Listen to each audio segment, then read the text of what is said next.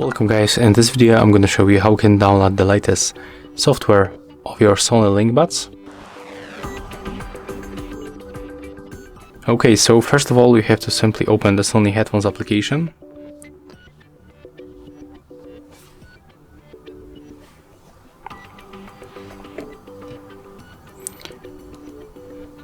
Okay, and as you can see, simply they are connected, right?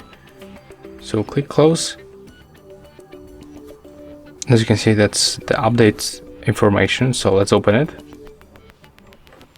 So each time the latest update will be available, you'll get this kind of the information. Click start.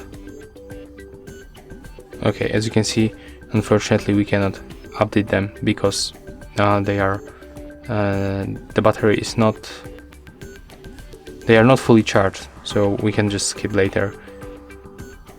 But that's weird because we got 85% of the battery, but looks like we have to get 100%.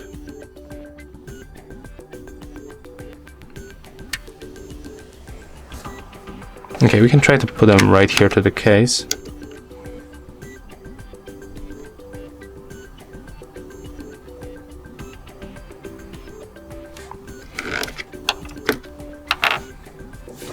Let's try like that.